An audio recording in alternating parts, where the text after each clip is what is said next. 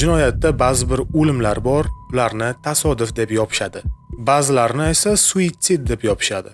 Lekin hodisani ba'zi bir mohiyyatlari hech qachon o'zini yashirib tura olmaydi. Bugungi videoda ko'rayotgan mavzumiz oddiy bir hodisa emas. Bu savollarga to'la javobsiz qolgan va ehtimoli ataylab yopilmoqchi bo'lgan ish bo'lishi ham mumkin. Janubiy Koreya o'zbekistonlik qiz Nozima. Rasmiy versiya u o'z joniga qasd qilgan. Ammo uning oila a'zolari, guvohlarni va internetni qarasangiz, bu yerda hammasi boshqacha. Bugun biz emotsiyalarsiz, mantiq va kriminalistika orqali ushbu hodisa va voqeani parchalab chiqamiz. Bu yerda biz hech kimni ayblamaymiz va jinoyatchini qo'limiz bilan ko'rsatmaymiz. Faqatgina bu holatga diqqatni qaratish kerak bo'lgan g'alati joylarni aytib chiqamiz.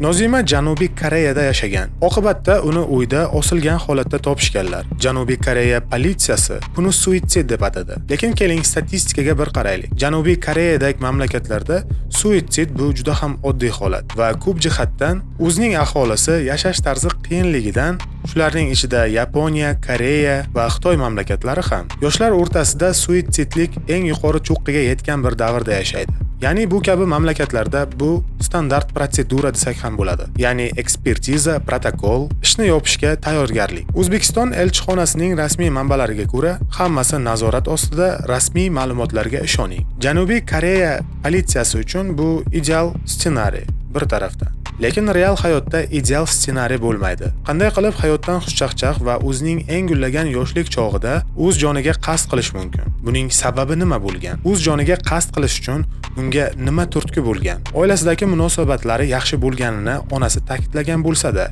yaqin do'stlari bilan bo'lgan muloqotlar o'rtasida esa do'stlari u hayotdan xushchaqchaq, hayotda hech qanday emotsional stressi yo'qligini ta'kidlagan bo'lsalar, shu yerda eng katta savol tug'iladi. Sabab nima? Odatda suitsid fikrlarga ega bo'lgan inson o'z joniga qasd qilishidan oldin, o'rtacha statistikaga qaraganda, o'z joniga qasd qilishdan 1 oy yoki bo'lmasam 2 hafta ilgari boshqalarni ogohlantiradi va belgilar beradi. Lekin dabdurustdan o'z joniga qasd qilish bu juda ham noreal holat hisoblanadi. Shubhali joylari shundan iborat. Nozimaning oilasi o'zini joniga qasd qildi degan fikrdan mutlaq norozi. Ya'ni ularning da'vosi bu suitsid emas va shu joyda ijtimoiy tarmoqlar portlaydi. Versiyalar esa zo'ravonlik, bosim, munosabatlar va pul muammosi. Va bu joyda eng xavfli detali voqea vaqtida uyda boshqa bir odam bo'lganligi haqida gaplar ham yuribdi. Va internetda tarqalgan bu gaplarni barchasi bilan siz tanish bo'lsangiz kerak. Shunda savol tug'iladi. Agar u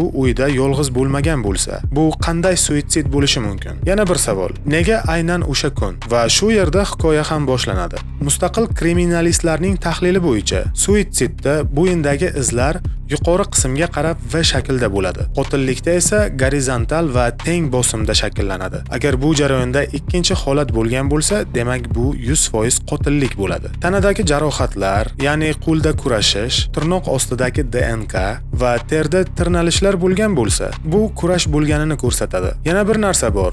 Voqea joyi. Agar xona toza, tartibli, xonadagi buzilishlar yo'q bo'lsa, bu juda ham shubhali bo'lishi mumkin. Chunki suitsid bu nazoratsiz harakat. Ba'zi hollarda suitsid odamlar ideal izlar qoldiradi. Suitsidlarda yana bir hodisa bor.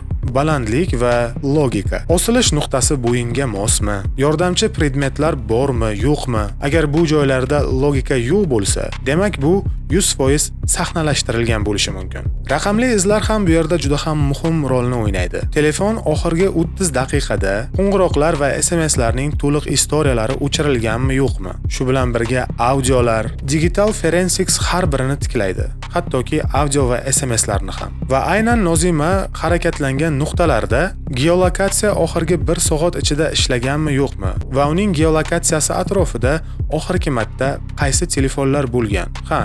Janubiy Koreya politsiyasi buni to'liq tekshira oladi, lekin ular nima uchun bu narsani qilmayapti? O'sha jarayonda Nozima bilan kim aloqada bo'lgan? Uni oldida kimlar bo'lgan? Uning uyida kim bo'lgan? Nega shu narsalar haligacha ko'pchilikka qorong'u bo'lib qolmoqda? Shu bilan birga qonda dori bormi yoki bo'lmasam alkogol bormi? Agar bor bo'lgan bo'lsa, demak Nozima bularni reja qilgan bo'lishi mumkin degan g'oyalar ham kelib chiqishi mumkin. Agar bu qotillik bo'lsa, konflikt, bosim, nazoratdan chiqish, o'lim yoki sahnalashtirilgan. Va oxirida eng muhim savol tug'iladi. Politsiyaga kim va qachon telefon qilgan? Agar kech bo'lsa, demak bu vaqtda dalillar allaqachon sahnalashtirilgan bo'lishi mumkin. Har bir jinoyatda 3 ta narsa bo'ladi: motiv, imkoniyat, foyda. Ya'ni bu yerda rashq, pul, sir kim yutadi? Chunki qotillikda har doim kimdir yutgan bo'ladi. Hozircha ekspertiza chiqmagan. Ish ochiq, rasmiy javob yo'q. Demak, haqiqat hali yashirilgan yoki bo'lmasam tushunarsiz holatlar juda ham ko'p. Bu video ayblov emas, bu shunchaki savol.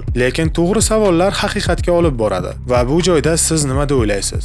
Bu ssenariymi yoki chet mamlakatda qulay sharoitlarda yaxshi rejalashtirilgan qotillikmi?